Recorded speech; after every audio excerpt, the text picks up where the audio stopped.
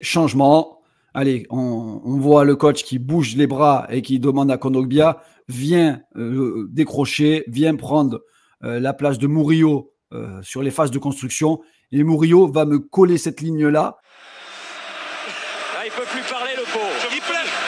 J'avoue qu'on y croyait, mais je ne croyais pas que ça allait à tourner comme ça.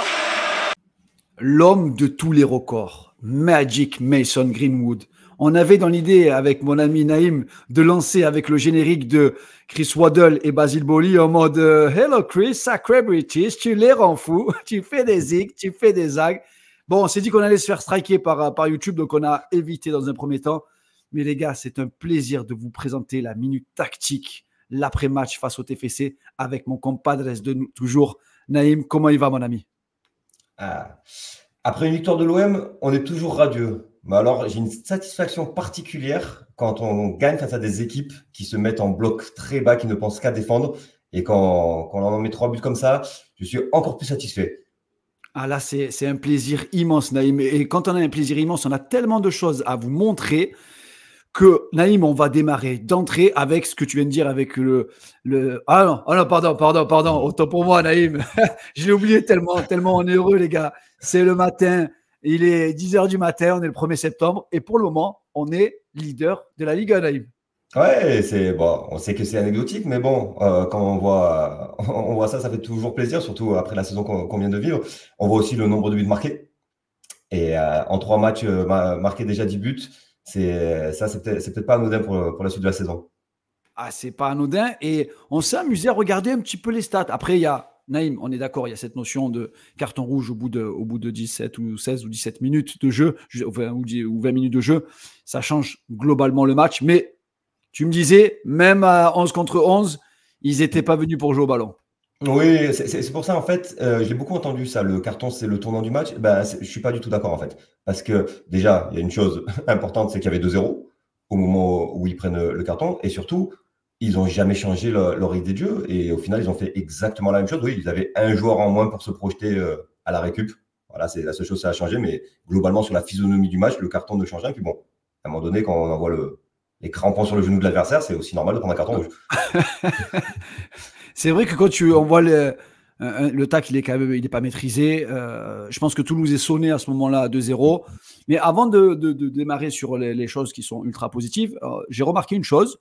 Je pense que tu dois avoir le même ressenti que moi.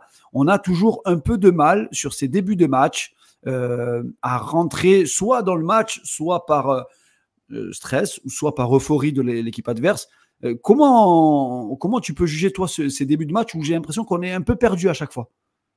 Ouais, et tu as bien ciblé, je pense. Il y a un peu des deux. C'est le seul moment pour l'instant. Alors, Brest, je le mets un peu différemment. Brest, ils ont essayé de jouer au foot, mais sur les 2 derniers matchs, c'est le seul moment où il y a un peu d'euphorie en face, où ils se laissent un peu griser et aller un peu plus vers l'avant. Et nous, on est parfois un peu plus déstabilisés. Donc, ouais, je pense que c'est un peu une combinaison des deux. C'est quelque chose à corriger. Parce qu'on ne peut pas se permettre de faire des débuts de match comme ça à chaque fois. Mais bon, ça reste quand même des laps de temps très, très courts pour l'instant, cette désorganisation. Ouais, et on l'a montré en image, cette désorganisation avec Naïm. On voulait vous la montrer. Tout début du match, on est à 2 minutes 33. Et là, sur cette opportunité, Naïm, on voit plusieurs erreurs. Ouais. La première, c'est Luis Enrique qui veut venir couper la trajectoire de passe sur le couloir, alors que l'importance dans le système, on le voit, quand on est sans ballon, on repasse à 4 derrière, et Merlin vient récupérer son poste de latéral gauche. Il se doit, Luis Enrique, on voit Merlin qui le montre de la main, il lui dit, tu dois serrer le cœur du jeu, parce que là, on a un espace, Naïm, il est monstrueux dans le cœur du jeu. Ah ouais, elle est plus qu'explicite, hein, cette image. C'est pour ça que tu as ciblé Merlin en gros. Il n'en revient pas, Merlin, en fait. Comment c'est possible d'avoir un joueur dans le cœur du jeu aussi seul? Et c'est une passe très facile pour Toulouse. Et on va se retrouver avec un joueur toulousain face au jeu, avec tout le temps pour ajuster sa passe. Ah, et c'est les choses qui rendent dingue le coach, parce que tu n'as pas de pressing sur le porteur de balle. Et en plus, tu lui ouvres un angle de passe incroyable. Donc là, erreur d'étourderie, on est à 2 minutes 35. Et première grosse opportunité pour Toulouse, on trouve le milieu récupérateur dans le cœur du jeu. Et lui, on le voit automatiquement, il a pour consigne de chercher l'attaquant entre Cornelius et Murillo. Mauvaise gestion de la trajectoire ou pas? Ouais, ouais, quand même, malgré tout. La plus grosse erreur, c'est celle de Luis Enrique, parce que c'est impossible de laisser un joueur avec autant de temps pour s'appliquer. Là, je veux dire, c'est facile pour un joueur professionnel de donner ce genre de ballon avec ce temps-là, sans aucune pression. Mais malgré tout, ils sont deux. Ils sont pas si loin que ça de l'attaquant. Ils sont pas si déstabilisés. Il doit y avoir une meilleure gestion de la profondeur. Et là d'ailleurs, quand il amorce de passe, je suis assez serein, perso. Je me dis, bon, Cornelius, il Ouais, ça va va. très bon jeu de tête, il va la couper sans aucun problème. Eh ben non, pas du tout. Pas du tout. Et heureusement pour nous que Magri, pardon, l'attaquant du TFC, rate un peu sa prise de balle. Elle est pas simple, hein. Il est en extension. Il faut réussir à faire une prise de balle qui t'amène dans le sens du but. Mais tu me disais, et tu as bien raison, on embrasse Greg Bernard, notre analyste des gardiens. On va s'amuser avec Roulier aussi un peu. Il est déjà prêt, Roulier. Il est déjà prêt à sortir. Et là, on se dit, Naïm, 2 minutes 40, prendre un but au bout de 2 minutes 40, ce serait la catastrophe. C'est-à-dire que tu joues contre un bloc bas ultra resserré, tu prends un but, c'est porte fermée. Ouais, ça aurait été clairement le pire des scénarios. Là, sur cette image arrêtée, je me souviens que à vitesse réelle, je me disais, mais là, Cornelius, il est trop attentiste, il doit sortir. Et en fait, après avoir réanalysé la situation, je me dis que finalement, il a peut-être fait le bon choix parce que il voulait pas se faire éliminer par l'appel d'Aboukal plein axe. Là, il a encore la possibilité d'intervenir dans les deux situations selon les deux choix. Et ben, le Toulousain met en retrait et c'est Cornelius qui sort bien sur ce ballon et qui le contre. S'en est suivi peut-être qu'aurait été Ouais. le but le plus moche jamais encaissé par l'OM. Ah Mais ouais, bon, ouais. par chance. Derrière, t'as Kondogbia qui tend la jambe et ensuite elle revient dans les pieds de Brassier. Brassier qui veut dégager fort et qui tape sur Cordelius. Et alors que je pense que Roulier était sur le ballon de Brassier, il l'avait. Donc là, on est au tout début du match, on se met un peu la pression, on sent qu'on n'est pas bien rentré dans le match. Et derrière, moi j'ai senti, bon après il est toujours comme ça, Naïm, le coach, je l'ai senti très très très énervé en début de match en se disant, soit est-ce que c'est un coup tactique de Toulouse ou alors c'est une mauvaise organisation de l'OM pour que, on va le voir sur celle-là de vidéo Naïm, on bascule derrière, il y a un changement. Alors est-ce qu'on peut parler de changement de système? Ouais, est-ce qu'on peut parler de changement de système, Naïm? Ben, c'est une bonne question. C'est une bonne question. Est-ce que vraiment c'est la consigne, c'est allez, à partir de maintenant, Murillo, tu vas vraiment jouer plus haut et Kondogbia, tu vas vraiment plus décrocher, ou est-ce que c'était clairement ce qu'on voulait faire, mais où Murillo n'a pas pris assez d'initiative dans ses prises de balles, dans ses appels tranchants. Bon, on a plutôt tendance à penser qu'il y a eu un vrai changement de système, mais bon, c'est peut-être un peu entre les deux, parce qu'au final, ce qu'on veut mettre en place, ça peut y ressembler à ce qu'on a vu à partir de cette, c'est la 10e minute ou quelque chose comme ça. C'est-à-dire qu'il faut utiliser tout simplement l'espace que va nous laisser l'adversaire. Et plusieurs fois, Murillo, et ça, c'était déjà le cas sur les 2 premiers matchs, pourtant c'est un joueur que j'aime beaucoup et qui a énormément de qualité, il prend pas assez d'initiative, que ce soit dans la passe ou dans la prise d'espace. Et je pense que ça, c'est clairement en tout cas ce que lui a dit à ce moment-là De Zerbi, parce que là, avec l'image que tu as mis, on voit ce qui était le plan de jeu de Toulouse et on le savait, parce que c'est un copier-coller de ce qu'on avait mis en évidence lors de l'avant-match. Ah oui, voilà. L'ambition de Toulouse, c'est de ne pas avoir d'ambition. Clairement, le plan de jeu, c'est de détruire ce que va essayer de construire l'adversaire. Donc, de la densité, on ferme l'axe. Et du coup, si on ferme l'axe, ça veut dire quand même qu'on voit sur ce plan qu'il y a quand même énormément d'espace sur le côté. Ah oui, et sur ce plan-là, tu vois, donc tu as Murillo qui est, logiquement, qui est seul, parce que le plan de jeu toulousain, c'est d'avoir la densité, les 3 dans le cœur du jeu pour empêcher la relation avec Højbjerg et Kondogbia, parce qu'on sait que les buts de l'OM sont souvent partis de cette relation-là. Donc on se dit, on va casser la première relance, la première lampe de lancement, pardon, et rampe de lancement. J'ai dit lampe de lancement, elle est pas mal celle-là, les gars, parce que je sais dans le chat, vous êtes des génies, vous allez encore m'allumer dans le chat. Et derrière, on voit l'espace monstrueux pour Murillo, on voit Greenwood qui vient aussi demander le ballon, et on se dit, pour débloquer ce type de situation-là, Naïm, si tu ne crées pas de l'espace, tu te retrouves dans cette situation-là où, en fait, la seule opportunité pour Murillo, c'est de chercher un long ballon sur Wai. C'est quasiment, on t'envoie à la Gachon, là. C'est quasiment impossible de la récupérer. Ouais, on a vu Brassier en faire deux aussi dans le début de match. Alors, on s'est posé la question, Est-ce que c'était volontaire? Est-ce que c'était pas aussi peut-être pour justement pour étirer les lignes et faire reculer le bloc, créer un espace en fait entre les 5 de derrière et les 2 du milieu, en envoyant dans les premières minutes 2-3 longs ballons en profondeur. En tout cas, ce qui est certain, c'est que ces ballons ne sont pas arrivés, que c'était des ballons non seulement difficiles à donner, mais qui de toute façon ont mal été exécutés. Et du coup, ben ça a été assez stérile. Et donc, je pense vraiment que c'est ce qu'a dit De Zerbi, c'est il y a d'espace, il y a d'espace sur le côté. Son plan de jeu de base de Zerbi, c'est de ne pas s'enfermer justement sur le côté. C'est ce que veulent les adversaires, fermer l'axe et nous enfermer sur les côtés. Mais quand il y a énormément d'espace, si on joue vite, si dès la prise de balle, on se met vers l'avant, on prend l'espace, on va fixer, il y a quand même la possibilité de créer quelque chose et d'ensuite justement trouver ce relais dans l'axe. Et c'est ce qu'on n'a pas du tout réussi à faire pendant les 10 premières minutes. Ouais, et on le voit, au bout de 10 minutes, vu qu'on est dans la difficulté, changement. Allez, on voit le coach qui bouge les bras et qui demande à Kondogbia, viens décrocher, viens prendre la place de Murillo sur les phases de construction.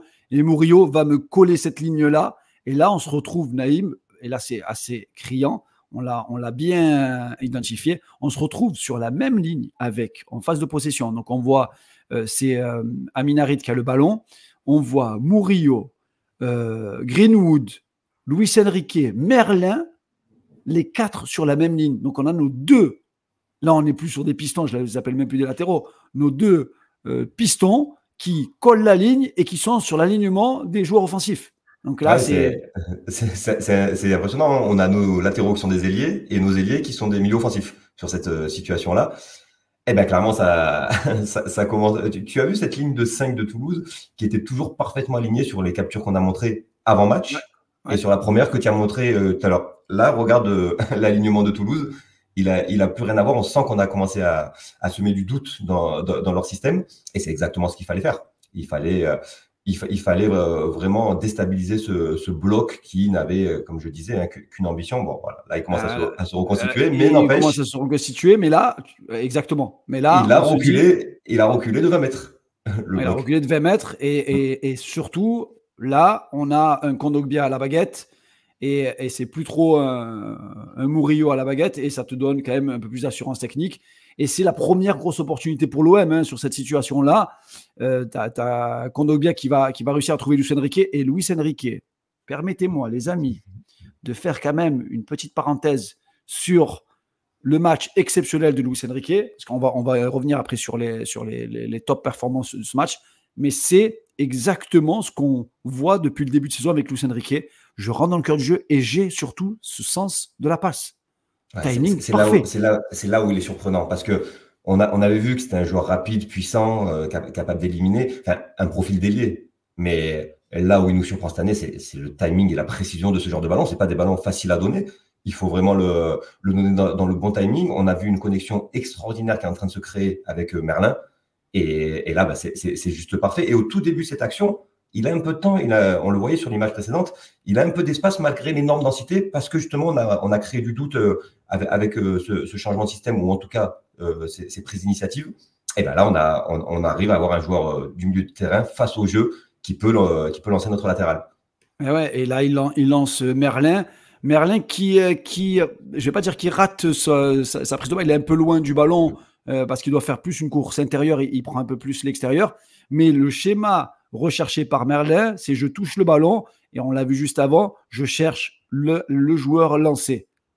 Et ça, on va le voir on bascule directement sur le premier but de l'OM, Naïm. Et c'est, je ne vais pas dire copier-coller, mais on est pas loin de ce que recherche De Zerbi. Focus sur 2 joueurs, Naïm. Ouais, Merlin et Højbjerg, on voit en fait qu'ils ont appris très vite de l'erreur de la deuxième minute. Parce que là, on a 2 joueurs qui se parlent, qui communiquent, qui disent voilà, là il faut fermer les espaces. Mais Luis Enrique sur cette action sera beaucoup mieux placé.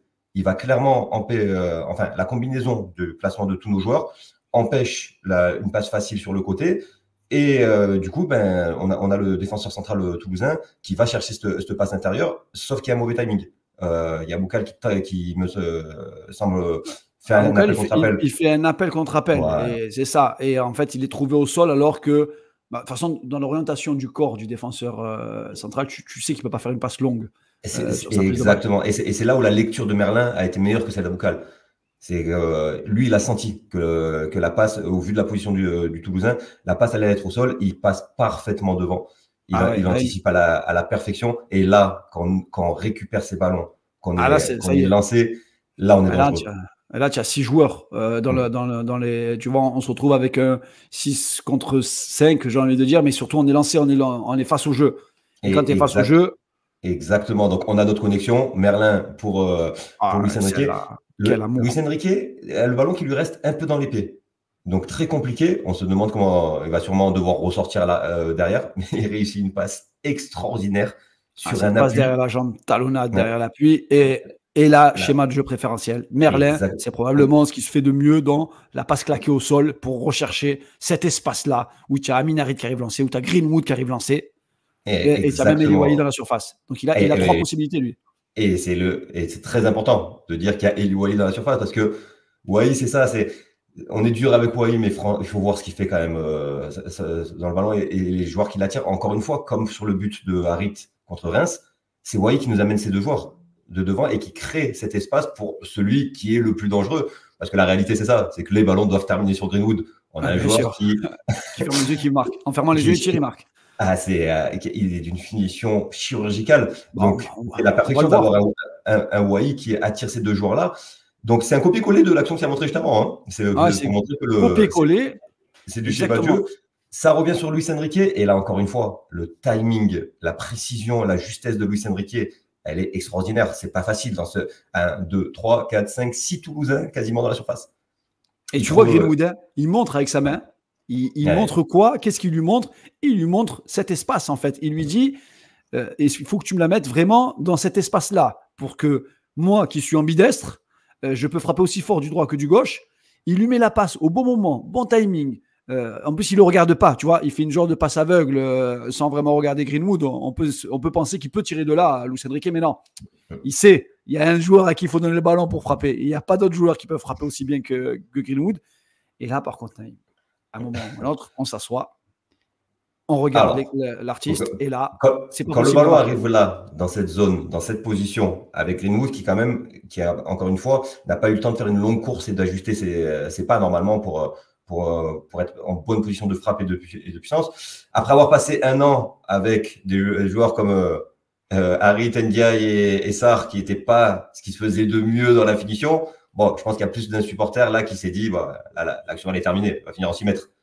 Il va dévisser. Ou alors il tire sur le gardien, ou alors il tire sur le gardien angle fermé.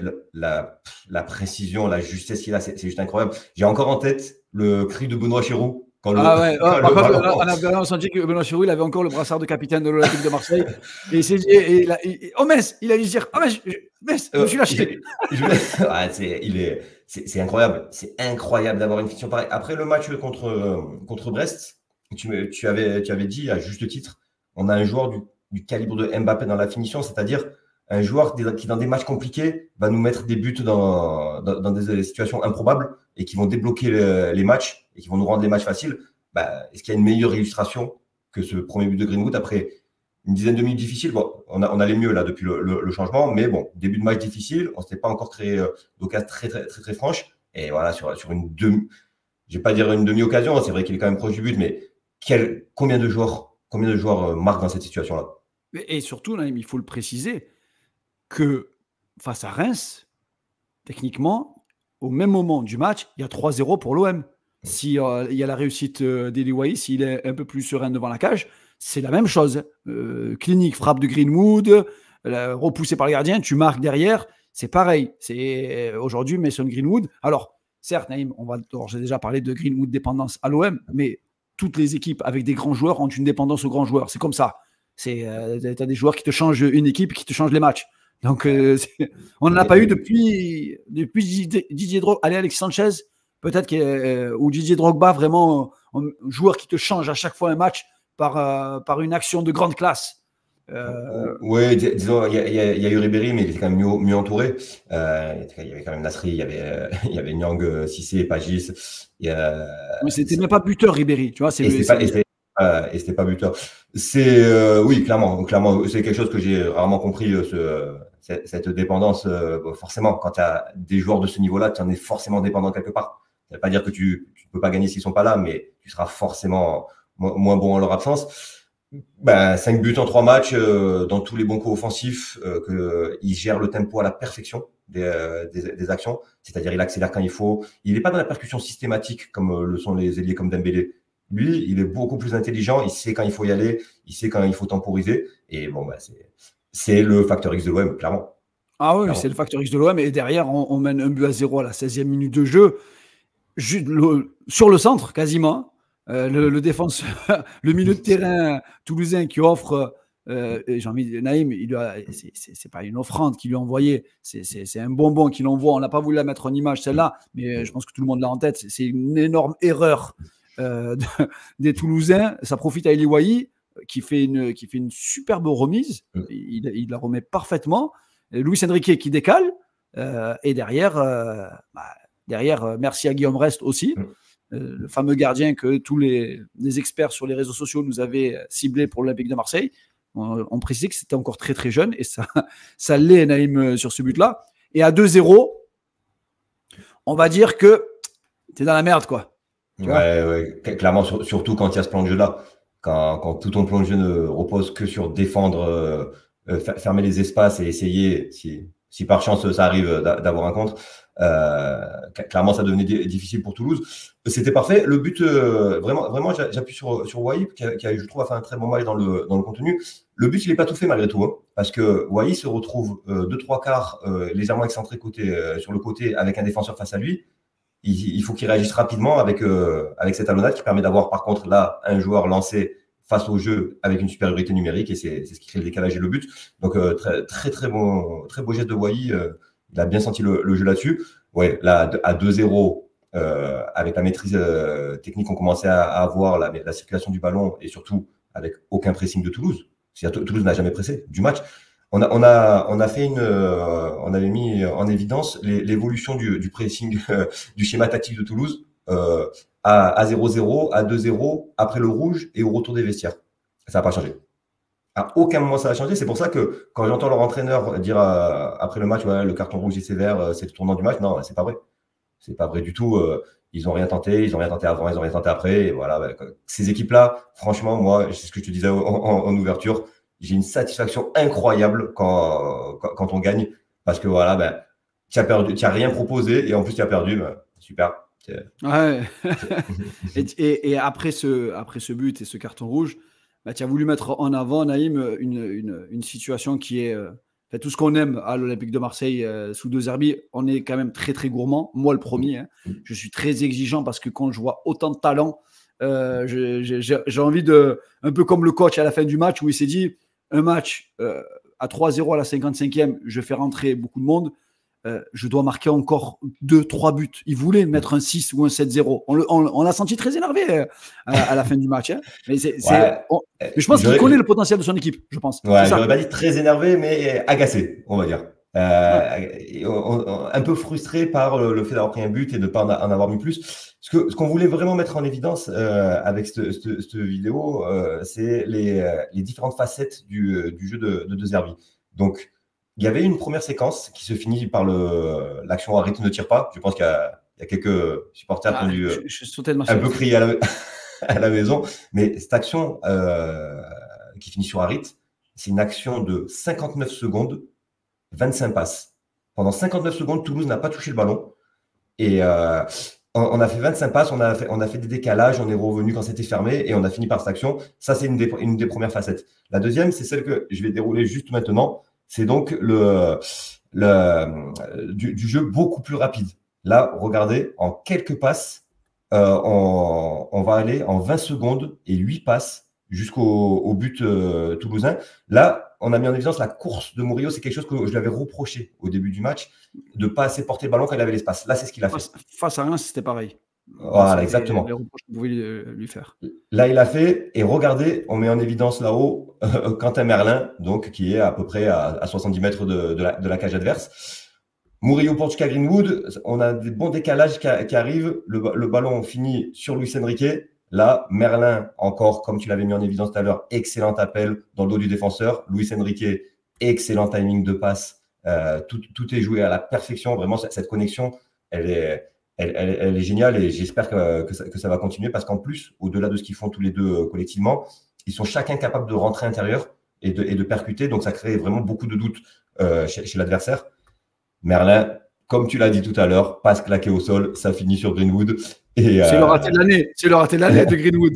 Il est capable de mettre des buts dans des angles fermés. Elle bombe un peu. Voilà. Après avoir vraiment bien réanalysé, parce qu'on se disait c'est quand même pas possible que Mason Greenwood rate ça, elle a bombé effectivement juste avant. Le terrain de Toulouse était très mauvais. On n'en a pas beaucoup parlé, mais c'était bon. C'était pas Nice-Toulouse, mais le terrain était mauvais et donc bon ben voilà, malheureusement ça finit au-dessus. Mais cette action, elle montre qu'en 20 secondes, en 8 passes, on est face au but adverse. Comme je l'ai dit juste avant, on est aussi capable, avec beaucoup de patience, en 1 minute, sans que l'adversaire touche le ballon, de créer. Et il y a une troisième phase de jeu que beaucoup de monde a peut-être encore en tête. C'est une action à une touche de balle. D'ailleurs, Benoît Chiron en a parlé après le match. Petite déviation de Kondogbia. Højbjerg a une touche pour Merlin. Merlin a une touche pour Wai. Wai a une touche pour Merlin.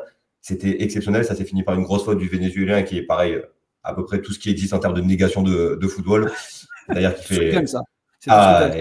Et il a passé le match qu'à faire des fautes, à contester, à simuler. C'était une horreur. Mais il a failli blesser Merlin, hein, qui est mal retombé sur cette action. Mais voilà, ça prouve donc ces trois types d'actions montrent qu'on a quand même beaucoup de variété dans le jeu. Qu'on est, oui, on va être capable d'être patient, de prendre le temps et de déstabiliser une défense, mais on pique aussi très dur et on fait très mal sur des transitions rapides. Et là, c'est le troisième match, donc les actions à une touche de balle comme celle dont je viens de parler, elles sont pour l'instant un peu rares, mais on risque de progresser, et bien sûr. Voilà, faut le préciser, ça prend énormément de temps de mettre en place quand même. On est qu'à la 3e journée, les gars, faut quand même le préciser. J'ai senti un peu d'agacement chez certains supporters sur un réseau que je ne vais pas nommer parce qu'il est né pour être négationniste, le réseau X. La fausse note de ce match-là, la fausse note, elle est sur. On a voulu quand même faire un focus sur le but encaissé, Naïm, sur le but encaissé par Geronimo Rulli, je vais dire, et par Lilian Brassier. On est sur une action anodine à la 88e minute de jeu avec Djibril Sidibé qui vient de rentrer. Je me rappelais même pas qu'il avait signé à Toulouse. C'est pour dire. Hein. Il fait une excellente passe en profondeur pour l'ailier droit toulousain. Brassier, il est un peu à la ramasse parce que bon, on viendra sur le cas Brassier à la fin sur les notes. Et ce qui est le plus choquant, c'est ça. On a fait un zoom. C'est-à-dire l'écart qu'il y a entre le gardien et le ballon, et l'écart qu'il y a entre l'attaquant et le ballon, et bien évidemment le retard de Brassier. C'est-à-dire que là, on se dit, merde, Pascal Olmeta sort de ce corps. Oui, surtout qu'en plus, c'est Babica en face. Donc, c'est un attaquant qui va vraiment très vite. La force. Ça va très vite, très rapide, très puissant. Et on se dit, et je zoome encore un peu Naïm, je dis, mais à quel moment il va se dire, je suis mort? Et il y va quand même. Hein. On voit l'attaquant, il a le pied quasiment sur le ballon. Il a un retard de 2 mètres quasiment encore, Geronimo Rulli. Et on se dit, mais il va y aller, et il va y aller jusqu'au bout, Rulli. Hein. Il ne s'arrête pas en si bon chemin. Après, je pense que Greg nous en parlera aussi. Quand tu sors, quand tu es gardien, que tu sors, ça y est, c'est terminé. Tu ne peux plus revenir en arrière. Il avait même appuyé là-dessus, en fait, Greg. Il avait dit que c'était une des principales différences avec Paul Lopez, c'est qu'il n'hésitait pas, Rulli. Avec les bons et les mauvais côtés, il nous a déjà sauvé des situations en sortant vite comme ça. J'en ai une en tête contre Reims particulièrement. Contre Toulouse aussi, où il sort, où Brassier est un peu en retard, où il sort rapidement. Mais là, Naïm, j'ai fait un zoom. À quel moment penses-tu pouvoir rattraper le ballon en taclant alors que le ballon était à quasiment plus d'un mètre et demi de toi? Donc c'est la grosse erreur. Ouais, c'est le tact pour pas dire je me fais éliminer sans bouger, quoi. Voilà, exactement. Je ferme les yeux, j'y vais et bon. Désolé les gars. C'est le défaut de ses qualités, mais bon, là c'est quand même une très grosse erreur parce qu'il n'y avait pas de danger immédiat. Il y a quand même Cornelius qui est en train de revenir. Brassier est un peu pris, mais il n'a pas non plus un énorme retard. Il peut revenir, le gêner, le retenir un petit peu sans faire faute. Enfin, il y avait c'était loin d'être un but tout fait hein, quand il part. Donc, c'est très grosse erreur de jugement. Je pense, pareil, on demandera l'avis de Greg, mais je pense qu'un gardien qui ne touche pas un ballon du match a peut-être tendance à s'endormir un peu et à manquer de réactivité sur ce genre de ballon à la dernière minute. Bon, ce qu'on dit dans ces cas-là, il vaut mieux que ça arrive aujourd'hui à 3-0 à la dernière minute d'un match contre Toulouse, en espérant que ça n'arrive pas à nouveau dans un match plus fermé. Ouais, et franchement, Naïm, sur ce match-là, on a voulu mettre aussi un peu en avant. Je sais que vous aimez bien les notes du match. Chez la Minute OM, vous entendrez rarement parler de flop parce que moi, on a tous été joueurs et j'aime pas cette notion-là. Et je sais que tous les joueurs lisent, notamment nos commentaires, etc. Et on va parler plutôt de top performance et de joueurs qui ont été moins performants. Et bon, la top performance, pour moi, Naïm, sur ce match-là, tu as potentiellement, allez, je vais dire 4 joueurs, dont un qui crève l'écran, mais les 3 autres sont pas loin aussi de crever l'écran. Ouais, clairement, bon, Greenwood pour son efficacité, pour tout ce qu'il apporte dans la gestion du tempo. Quand on parle de gestion du tempo, il y en a quand même un qui est plus que maître dans le domaine, c'est Højbjerg. En fait, Højbjerg, tout ce qu'il fait, c'est juste que ce soit avec un ballon, sans ballon, que ce soit techniquement, que ce soit physiquement. C'est vraiment un top joueur, un patron capitaine après 3 matchs à l'OM.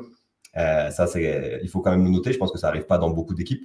Je me souviens, on parlait de moi, je disais que c'était un mix entre Rongier et Verretou, et avec le charisme de Luis Gustavo. C'est-à-dire qu'il couvre énormément de terrain, comme Valentin Rongier. Les prises de balles sont toujours dans le bon sens, comme Valentin Rongier aussi. Et il a la qualité de passe, comme Jordan Verretou. Et il a une agressivité aussi à la récupération de balles. C'est le milieu récupérateur parfait. Et c'est un patron en plus qui dicte le tempo aux joueurs. Et tu sens que les joueurs le craignent.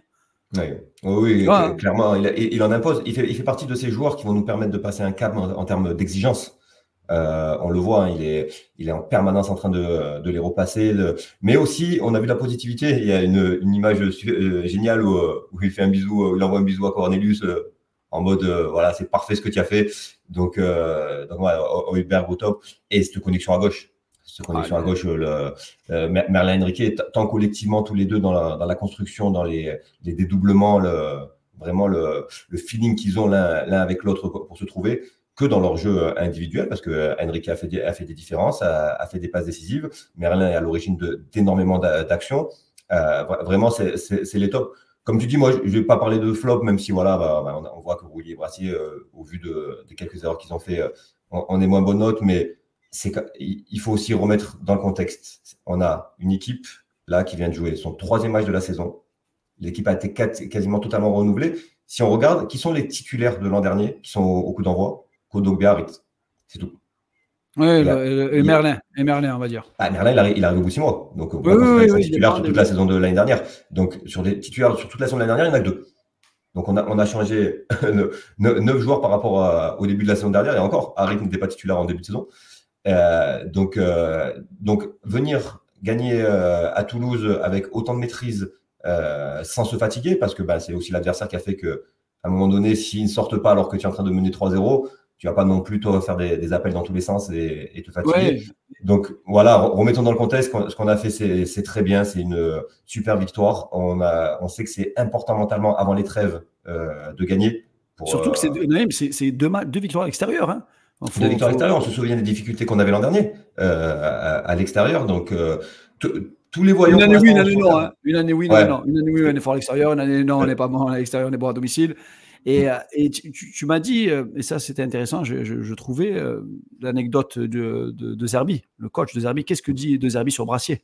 Parce que finalement, le système de Zerbi part de derrière dans la construction. Donc si tes défenseurs centraux ne sont pas capables ou perdent le temps que tu dois gagner dans la prise de passe, ça peut déséquilibrer l'ensemble du schéma. Et de Zerbi, il a dit quelque chose d'important sur Brassier. Oui, parce que tout le monde commence déjà. On sait comment ça se passe à Marseille. Hein. On a Wai qui a été sifflé après son 2e match. Là, on nous explique que Brassier, c'est une escroquerie.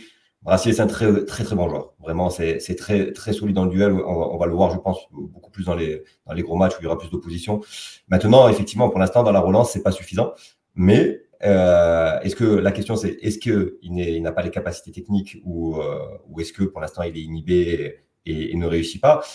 On a peut-être un début de réponse dans ce que nous dit Zerbi, qui nous explique que Brassier, c'est un futur très bon joueur s'il s'en donne les moyens. Donc, je pense que pour lui, là, ces capacités-là, c'est que pour l'instant, il a un peu du mal. Encore une fois, ce sont des jeunes joueurs. On est à la 3e journée de championnat. Vraiment, je sais qu'il y a de l'impatience à l'OM, mais des fois, faut pas non plus dire tout et n'importe quoi. C'est un système tactique, ça s'apprend. Un changement de coach, c'est pas facile à digérer. Moi, je trouve que ce qu'on a fait pour l'instant en 3 matchs, c'est extraordinaire. Et que si on continue à se bonifier, ben, on peut vivre une très très belle saison. On ne s'enflamme pas, mais on est sur la bonne voie. Bah écoute, Naïm, les mots sont intéressants, les mots sont percutants, les gars. On a 15 jours de bonheur devant nous, même si on aurait aimé voir l'Olympique de Marseille, mais on a 15 jours. Nous, on souffle un peu, on vous le dit, les gars, parce que la période mercato et le nombre de vidéos qu'on a sorties en un temps très très court, mais on a la chance d'avoir un public et des abonnés qui sont tellement extraordinaires que vous nous poussez à aller dans nos retranchements et à aller continuer à faire de la vidéo hier soir jusqu'à 3h du matin. Naïm, on va se faire un petit bilan mercato pendant cette trêve-là, parce qu'il y a eu tellement de choses qui se sont passées à l'Olympique de Marseille, il y a eu tellement de mouvements qu'il y aura un bon bilan mercato qui sera fait. On verra, on va vous proposer certains types de formats aussi un peu différents, mais je vous laisse, c'est des petites surprises, ça, on communiquera dessus. Naïm, 15 jours de repos, 15 jours de travail pour l'Olympique de Marseille pour finir sur une note incroyable avant de démarrer. On va démarrer, Naïm, la période la plus tendue avec un match face à Nice, un match face à Lyon, un match face à Strasbourg. Là, on va démarrer vraiment une première phase de sprint. Oui, face à 3 équipes qui sont censées jouer. Donc, ça va être très intéressant. Alors, on en a parlé tous les deux.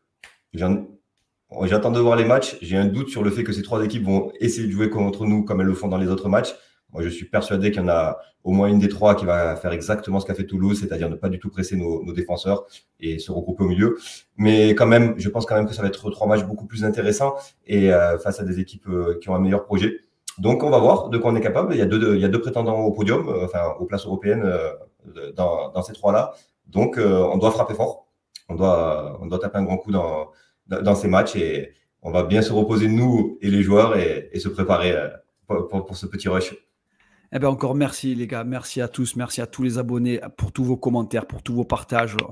On démarre à peine cette chaîne. Il n'y a même pas un mois, on se posait la question, est-ce qu'on fait quelque chose sur YouTube ou pas? Et finalement, ces analyses d'après-match, ces avant-matchs avec les supporters des équipes adverses, c'est quelque chose d'incroyable et on va essayer de continuer. Et comme ça, encore merci à tous pour vos partages, pour vos abonnements, pardon. Et on se retrouve très, très, très rapidement avec encore de la vidéo, avec encore de la tactique.